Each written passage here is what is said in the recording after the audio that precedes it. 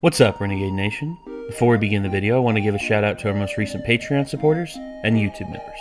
Spoilers, Mario Sith, Iris Ohm, Christopher Oldacker Jr., Reed Rudder, Riftengard, James Moyner, Ace Dimmadome, Hayoka, E.E. Trueborn, Nat, Priya Dali, Noah Barnhart, Nathan Kirkham, Bat Out of Hell, Gabriel Sabarit, Daniel Metcalf, Marshall Taylor, Toxie, Ram Femboy, The Jester, Dano25655, Marvoius, Big Head Bus, Model CHP-3Y, Jessica Lacasse, Darius, Kian Boffy Nielsen, Sophie Leske, Quia Butler, Slindecker, Jur, Joseph Stalin, Fresh 2000, Tin Man 1996, Elijah Moffat, Nightwolf 99, Venture Svarth, Ethan Bryan, and as always, I would like to give a shout out to our executive producers, The Gimster 101,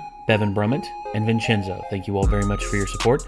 If you wish to become a YouTube member, feel free to click the join button, which is down by the subscribe button down below. And if you wish to become a Patreon supporter, feel free to click the link in the description to find out more. We'll see you there. Oh, I got a new tool. Wait, is this a... Oh my gosh, dude, I can melt through metal now. Yay! Any upgrades available? Hello. You know what? I got a full minute of blowtorch.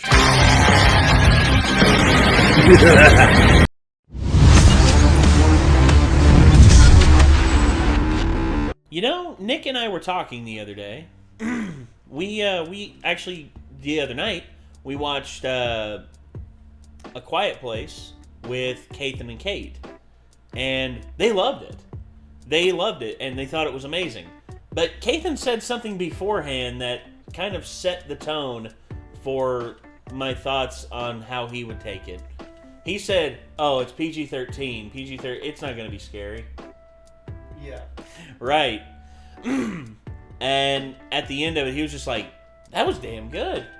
And now the second one's coming out here soon, and they're going to watch that. Or we're gonna try and watch that in the theater. I don't know. We're gonna see if it's gonna be around here. It should be, but but the PG rating does it really mean anything anymore? I don't think it does. I think it should jump from G to PG-13 because I don't think that adults really care anymore about certain things because you see like mild violence or you see like a little bit of language because PG can get away with a little bit of language. Like they can drop a damn or a hell or ass or maybe even a shit every now and again, once or twice. But anything beyond that, you get PG-13. Right. PG-13, you're allowed one F-bomb. Just one. And I've come across, like, some movies that use it very well. X-Men Days of Future Past used it very, very well. And X-Men First Class actually used it very well, too, because when they met Logan in the bar, it was like, I'm Charles Xavier. I'm Eric Langsher. Go fuck yourselves. And then in X-Men Days of Future Past, Professor X paid it back to Logan. He's like, I do remember you, and I'm going to tell you what you told me back then. Go fuck yourself. And it's like, beautiful. Yeah. Perfect. Absolutely perfect. Meta. Meta as fuck, and I loved it. But PG has sort of lost all of its meaning because when PG-13 was introduced in the 80s... Used to be... Hell, there's some PG movies from like the 80s or the 70s where there was like nudity. Oh yeah, Airplane. Dude, Airplane is rated PG, and just at one random bit when everyone's panicking, right after the stewardess asks, by the way, does anyone on board know how to fly a plane? And then as soon as she says that, everyone panics, and then at random, just a naked woman runs on the screen, bounces her tits, and then runs off. It's like, what the hell? PG. And then PG-13 comes in, and limited nudity is allowed PG-13. For instance, Titanic is probably the most infamous PG-13 nudity scene. Mm-hmm. Because it lasted for so long. All the kids are asleep by the time that comes up. After watching that dry ass movie. I wasn't. And my mom, holy hell. My mom was looking over at me. She couldn't, like, cover my eyes because, someone else was sitting in between us. I forget who. And Nate goes... No. I was just like this the whole time. I was like... Because, dude, I was like 9 years old at the time. And me, I was just like, I was like, oh, wow. He was the iceberg that crashed his Titanic. and that scene lasted for so long. And went on and on. That movie lasted for so long. Well, it did, yeah. It was over 3 hours. And there were parts of it I was just like, dude. People go on and on and on about how long Lord of the Rings is, and all they do is this. It's just like... There's a lot more to it. And here's the thing. I've got the Lord of the Rings, 3 movie set back there. Regular theatrical cut and extended cuts. Mm-hmm. All of them together. And Quinn has never seen them. Oh, and God bless that child. No, I know. And we talked to Quinn about it, and Quinn's just like, I want to do it. I want to watch them. I want to watch all of them. And I'm like, okay. We'll watch the extended cuts. That way you get everything. Mm-hmm. And yeah, I'm all for it. And Quinn, and we put that poll up a long time ago. This is back before Quinn had their depression and nervous breakdown that made them stop appearing on the channel for an X amount of time. And now that Quinn's in a good mental space, I figured, hey, let's give it another shot. But make it an even better mental space. Oh, exactly. Some of the greatest movies ever made. Without a doubt. And that's the thing with the difference between Titanic and the difference between Lord of the Rings. Titanic has one unified plot line. I'm sorry. Anybody that's a fan, I mean, it was just so... If you didn't live through the hype, you don't understand. I lived through it, and here's what I said to it when I watched it the first time. Nice tits. That's about it. I mean... And there was some beautiful, CG work and practical effects and stuff like that. And I'll say this, when the ship starts sinking, I was intrigued. But guess what? History doesn't change. I mean, we all know what happens. And the end of it, I was just like, huh. Wait, so this woman is gonna... No, she's not gonna kerplunk. Yeah. I'm like, anyway. How many people could have been fed because of that? How many more missions and how much money are people going to waste looking for this thing when you had it right there and it could have gone to a greater cause? I don't know. Anything. But no, it belongs to the ocean. It belongs here. It's like, give me a break. But the reason why The Lord of the Rings works so much better is because it's not just one unified plot line. There are almost a dozen plot lines throughout all 3 films, and all of them are interesting. There's only 1 or 2 I can say are a little bit miffy, a little bit annoying, but for the most part, it's truly epic. They're epic on every front.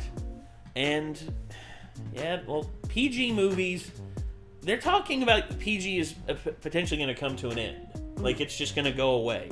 There was talk about that, the MPAA. Or the MPA now, the Motion Picture Association, because it's not just America anymore, it's the world. But anyway, I'm interested to see what the Nostalgia Critic has to say about what PG, what does PG mean anything anymore. Let's give it a watch. Damn. Yeah. Hello, I'm the Nostalgia Critic. I remember it so you don't have to. Gremlins, Jaws, Beetlejuice, Watership Down, Raiders of the Lost Ark, Frozen, Inside Out, Kung Fu Panda, the Lego Movie, Mr. Magoo. What do all these movies have in common? They're PG. all, strangely enough, rated PG. At least, that's what the Always Logical Motion Picture Association of America says. For those who somehow don't know, America has 5 ratings for films. G for general audiences of all ages, PG for parental guidance suggested, PG-13 for some material might be inappropriate for children under 13, R for restricted, anyone under 17 needs an adult, and NC-17 for you must be 17 to watch. Doesn't sound like a bad system, except when you ask the question, how is this in the same league as this? Hello, did I wake you? You have to play that. Well, I have to practice. Or, Actually, well, it used to be back in the 70s, it used to be 5, and then in the 80s, they took it down to 4. Because what used to be back in the 70s was G, PG, R, X-rated, unrated. And then in the 80s, they did away with the unrated thing, and then just went from G to X.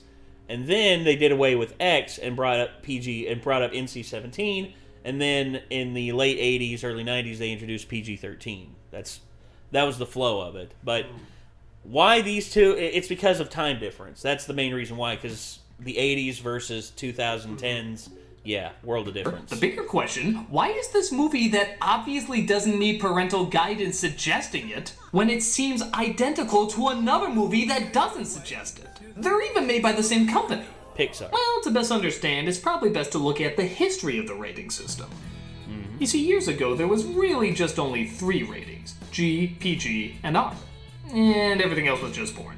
But if you had one of these ratings, you're not porn. No, Doug. Doug. Midnight Cowboy. You can't forget about Midnight Cowboy. That one was rated X, but yet it won Best Picture. Come on, man. It mostly made sense. One was acceptable for most people, one might be a little iffy for some, and one was clearly just for adults. Because of this, the ratings were a little bit more relaxed than you may think of them today. Films like Planet of the Apes, The Haunting, and True Grit are all movies that no one in their right mind would call G nowadays. With several swear words, off-screen violence, on-screen violence, tons of deaths, and some pretty dark, intense situations. But the idea back then was people knew there'd be some risk going in. As in, you can't shield everything from everyone. That didn't always make the ratings right. Hell, all 3 of these films can have some very disturbing scenes in them. But they seemed ethically sound and not overkill. Everybody of every age wants entertainment after all, and they knew there had to be some intense moments to keep you engaged. That's just kind of the gamble you take when you see a film, even if it is rated G. But as movies went on, the envelope was pushed more and more, and some movies weren't really extreme enough for an R, but PG didn't seem to cover it either. When Indiana Jones and the Temple of Doom came out, they didn't know where to place it. It was certainly more than a PG, but not too much more than Raiders of the Lost Ark, which was also pushing the PG rating. Thus, the PG-13 was born, a compromise that seemed to fit in between the two. The upside is the loopholes for this rating allowed in many respects much more violence for our blood-hungry 13-year-old minds to take in, resulting in, funny enough, even more violence than a lot of R-rated films. The downside is, for years, this is all people wanted to make. You see, because of this rating, there was suddenly more of a distinction between G and PG. G was now seen as not really general audiences anymore, but kids. And eventually, when you saw that rating, you would think, oh, a kids-only movie. Thumbelina. PG suddenly could buckle down a little bit more, and let things that could fly in, say, Planet of the Apes, The Haunting, and so forth, suddenly not fly now. Because of this, the G rating was now being stigmatized as baby movies. Which, hey, we're grown adults and 10 to 16-year-olds who want to be grown adults. We don't want to watch that crap. G movies suck now. A lot of kids hated them so much we started marketing R-rated movies as toys. Terminator. True. Very true. With his mobile assault vehicle. Talking electronic RoboCop in 3 action-packed sizes. It was a little messed up. Cool, but a little messed up. Yeah. This meant obviously not as many people wanted to see them. Because of this, what were obviously G-rated movies start throwing in 1 or 2 elements that are completely pointless but help get that PG rating. Yeah.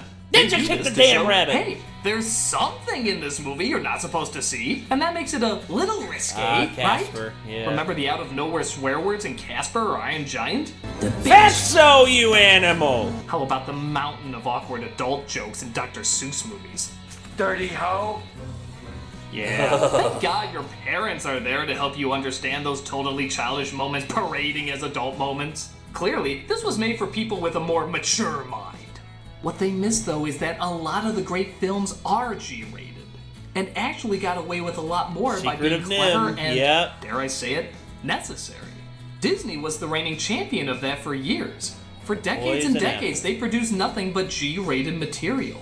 By turning their limitations into their advantage, they gave us some of the most messed up stuff. A lot of it was dark, nightmarish, and intense, but not always in the way that would get a PG rating, because they had to find new avenues that people wouldn't think of if they had the luxury of a PG movie. Films like Bambi or Lion King have intense scenes of family members getting killed. Hell, sometimes you even see the body. But because they worked in that this is a part of life that's important and worth understanding, it can still count as a G film. Perception is everything. It is. That all changed in 1979, though, when Disney released its first PG film, The Black Hole. It sucked. So they opened a new studio where they could get away with more PG sucked material horribly. called Touchstone. It seemed to work for a while, but PG eventually did work its way into dominating Disney films once again, and even finally moved on to PG-13 with Pirates of the Caribbean. And while I like that film fine, it does raise the question, how far away are they getting from Disney's original plan? Entertainment that anyone could and should be allowed to see. Is there an R-rated film in the future? More importantly, is it even needed? I would hope I so if remember much more Deadpool 3 great and becomes a disturbing reality. imagery from Hunchback of Notre Dame or Snow White than anything in Lone Ranger or the other pirate films. So what's even the point of trying to get the higher rating? There was, however, a point when G films were becoming popular again, and that was with the invention of Pixar Studios. They started off making Toy Story, a smash hit G-rated film. For a long time, every Pixar film was G, and every movie was trying to be just like them. The adult-talking, childlike characters with celebrity voices that talk about children's scenarios and make them intelligent and adult, all without having to resort to the gimmick of the PG rating. Then the little hit came along called Shrek, and it showed that a PG animated kids film can be a little naughtier than Pixar. Yeah. Suddenly Shrek was the movie everyone wanted to try and be like, even though Pixar was doing fine with its G-rated storylines. But then something terrible started to happen to Pixar. They started to suck. Cars. Not suck hard, but hard enough. And as a lot of suits in Hollywood usually think, it must be because they're not hip enough. Yeah, let's throw a P in front of that G for, I don't know, an innuendo, some scary imagery. What's that line in Frozen no kid would get? What size? Foot size doesn't matter. Yeah, throw that in there to get the PG rating that shows that we're edgy. Thus, the G movie practically feels extinct again. Even though most parents don't even bother watching a Pixar or Disney film with their kid. At least, not for parental guidance. It feels like they just put it on there so if you want to complain about something stupid, they could just point and say, well, there's the PG warning. Resulting in unneeded adult scenes that only last a second to prove that a movie is somehow naughty or edgy, when really it's nothing of the sort. Sometimes it can even work in the other direction. Tim Burton's Alice in Wonderland has eyes stabbed and that's plucked out, right. heads floating in water with people climbing on them, and even a pretty graphic decapitation scene. The It Jabberwocky, only got a PG rating when this is borderline R. Dark Knight wanted to hit that ever-marketable PG-13 rating, so they cut corners by showing nobody drinking, very few swear words, and little to no sex, which balanced out all the shit ton of super intense violence and even gory imagery. Yeah. In fact, movies like Hunger Games and other PG-13 films actually have more violence in them than most R-rated movies now. But as long as they don't show too much blood or say a curse word, it's okay to see children. There were, children getting slaughtered, and not only that, but there was some pretty, big blood splatter in that film. Well, dude, I was watching them and I was just kind of like, man, this whole concept is really hellscape-ish and fucked up. It is. And I couldn't believe, I was in points being like, man, this is just kind of like Saw with a crowd. Kind of, yeah. Just not, they didn't go into detail to show you exactly the shit that was going on with people. No, but there was some pretty effective, blood they did. splatter and gore. But if they did just show graphically what happened, it would be just as bad. Yeah. In a lot of ways. And worse because it's like forced aggression between children. It is, and I think the one thing with why, the youngest kids, the only ones that really had you saw what happened to them. Yeah. It wasn't anything terrible. One got a spear in the chest. Right. Rue, and then there was also it was usually the older kids who got the worst. And they didn't show the worst one that happened in the book. The one kid literally getting torn limb from limb by the mutations whenever PETA and Katniss threw him off the cornucopia. And, it literally describes in the book, there's nothing much left of him by the time she shoots him with the arrow that puts him out of his misery. There's pretty much just, half of his torso and his head left. That's it. Now, if they'd have showed that, I think that would have probably merited an R rating. But given the inference of what happened, I think that that's enough, because sometimes the human mind can work much worse. Already know. Oh, dude, that's right. But in a movie that does it masterfully, like, people said it was like one of the most disgusting films that has ever been put out. You know, the gross imagery and this and that. It's like, there was some gross stuff in it, but by comparison with some of the stuff that was out, like Seven, the movie Seven. But you want to know how they pulled that off? By tricking you into thinking it was one of the grossest films ever? They give you the setup, they give you the outcome, and they let your mind do the rest of the work. Because of the description, and because of the fine details, and because of the intrigue of what's happened, your mind just wants to know more. And it's honestly one of the best examples of how, you know, sometimes telling and not showing sometimes does work better than show, don't tell. It just depends on the context in which you're trying to film something or try and tell the story of something. But yeah, anyway, back to this. Children slaughtered? This is no surprise, though, as the rating system for some time has been incredibly inconsistent and, what's the word I'm looking for? Insane! Yes. For example, the F word could be used once in PG movies for years. You'll notice them snuck into films like Spaceballs and Beetlejuice that got a PG rating. Now this changed recently to PG-13, and it has to be used when not talking about sex. So, when Wolverine drops the F-bomb in 2 X-Men movies, putting complete and total attention on it, but if he said it one more time or used it talking about sex, only the 17-year-old mind can understand that. South Park made a great mockery of a similar rule, declaring that if over 400 swear words are used in your film, it'll get an NC-17 rating, which most theaters won't play. How many did they use? 399. Insert slow clap here. Yeah. Thank God they didn't use that one more swear, or else that would have been too much. Oh, by the way, it's totally okay that you show a gigantic clitoris and make that part of the story, but if they said one more swear word, that would have been too far. Actually, a lot of things involving sex in the rating system don't make any sense. Now, don't get me wrong, I think sex should be taught at the right time and very delicately. But by age 13, I think most kids have an understanding of what it is, as well as the responsibilities that come with it. Now, I'm not saying they practice those responsibilities. Now, we did... Okay, sex ed. I was like, what? It was like 5th, 6th grade? Yeah, I mean, we were like 11, 12. Exactly. Yeah. So, again, it taught in the right way or shown in the right way in film, I think could be portrayed as like PG-13 I don't easily. trust the film industry to do I don't either. anything in the right way. I don't either at this point. As much of guardrails as they can get is probably a good idea. Hollywood can burn to the ground for all I care. And plus, we have this thing called internet that doesn't give a fuck about Oh the rating no! system. Oh, the internet and the unfiltered goodness that it So provides. if you're worried about a film, just like on like a movie theater or some shit like that, fucking the kid, no. No, you're more likely the internet's Kids gonna are gonna mess be your fucked kid up up way- way before. Yeah, Jesus. that's what you need to be worried about. Exactly. Take care of your kids. Abilities, but they know what they And are. if you can't, don't the have number them. of times you show people humping can make the difference between an R and an NC-17. Things like 3 humps would get it an R, but 4 would get an NC-17. Yeah. Why?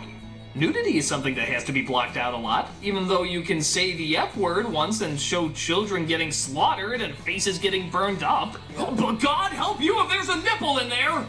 Something everybody has.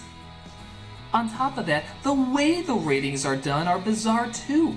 If you check out the movie remember appropriately that. titled This Film Is Not Yet Rated, they go into the details about how you can't see the people who are rating it, nor know their identity, nor reference past films that got a different rating even if your film does the exact same thing. All of that is bonkers. Yeah. Bottom line, the rating system has been and continues to be incredibly outdated, and even kind of meaningless. In this age of the internet where any information can be saying. found at any time, children, teens, and adults are learning more and faster than they ever have in the past. The rating system needs to reflect that. Now don't get me wrong, I know it's all subjective. One kid can watch the G-rated Snow White and be fine. Another can watch it and get nightmares. It's never going to be a perfect system, nor should it be. It's art. It should be subjective. But the rating should reflect our current environment and be more consistent. Why is Drag Me to Hell an over-the-top gore fest PG-13, but Love is Strange where a gay couple kiss rated R? Yeah, there's nothing else in this movie except a gay couple kissing and sleeping in bed, totally clothed. That was deemed more inappropriate than this. Yeah. It makes no sense in our current environment. I guess it's easy to say things have either gotten too inconsiderate or things have gotten too PC, No. but the fact is, they're both. No. I'm down for that. Yeah. Get up. It's time to go to work. No. Right. None of it makes any sense from any angle. It's a different world now, and the rating system is changing, but not in a way that reflects it. I know these aren't law and a lot of younger people can still sneak into R-rated films and such. Yes. And I also know there will always be loopholes and everything. But if the idea is to help guide people to what will culturally be accepted to the mass public, this current system doesn't really do that. This should be G, this should be R, and both should be glad that they're a G and an R. The secret to cinematic Yes. success isn't the rating, it's making a good film. Toy Story was a hit despite it being a G-rated kids film. Deadpool was a hit despite it being an R-rated superhero flick. How did they do that? What was the secret? They were good! Thank you. Changes need to happen on both sides. We need a system that makes more sense, and we need studios that can stand by their movies, not their ratings. Because if someone is honestly gonna tell me a parent should be present when watching Mr. Magoo, I think everybody's trust needs to be brought into focus. Yeah, I remember that movie. It's so Because dumb, that but should still obviously funny. be an NC-17. That shouldn't be shown anywhere. I'm a nostalgia critic, and I remember it, so you don't have to. Damn. Well, Mr. Magoo is harmless enough. I mean, it is what it is. But okay, Doug made some pretty good points there, and I agree with him pretty I much like on that. all fronts.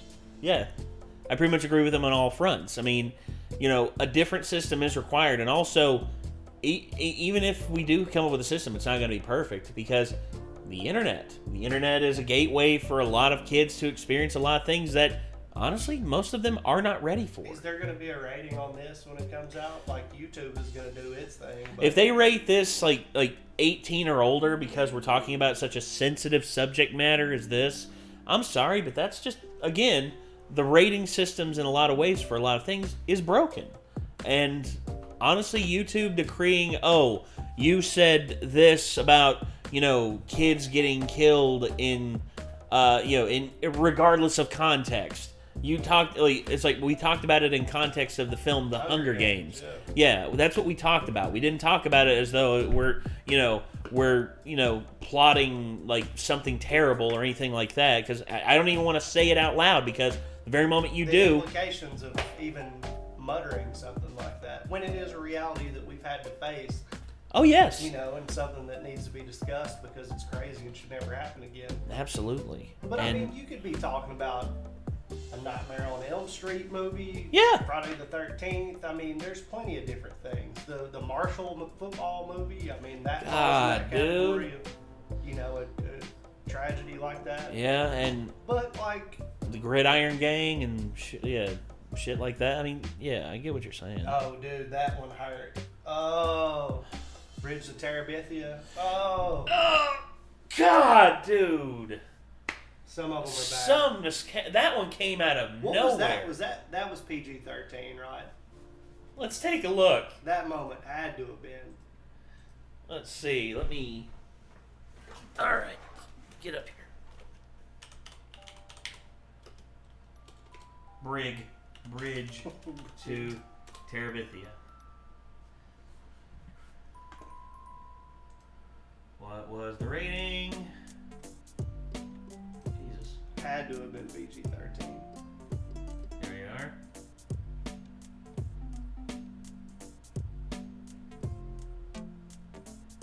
PG! Don't do it to the kids. Oh! Damn!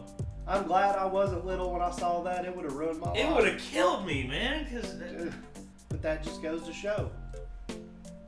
again, Somebody needs to do something. yeah, it's again, dude. The system that's in place is not a perfect one and needs to be addressed in some way. I mean, and the fact that like in that movie, this film is not yet rated. You know, you're not allowed to know who these people are. You're not allowed, like, they're given complete anonymous control and they answer to no one. That to me is a problem because Always. accountability Never has the case. accountability is something that always has to be held. Especially Whether if you're your reach is is so that vast. yeah, because it's not just America anymore; it's the world. Like their reach is worldwide. I mean, hold your congressman responsible, hold your boss responsible, hold all of these things accountable. That's what needs to happen. But lo and behold, you know, you're not allowed to question it because just an old archaic system that they don't want to let go of the power of. That's the only problem. Anyway, I think that's going to do it, ladies and gentlemen. This was the Nostalgia Critic. Does PG actually mean anything anymore? Very interesting little, yeah, very interesting little video there. Yeah, let us know what else you want us to watch in the comments down below or on our Discord. And as always, until next time, I'm Nate. I'm Chad. We'll see you, everybody. Peace out.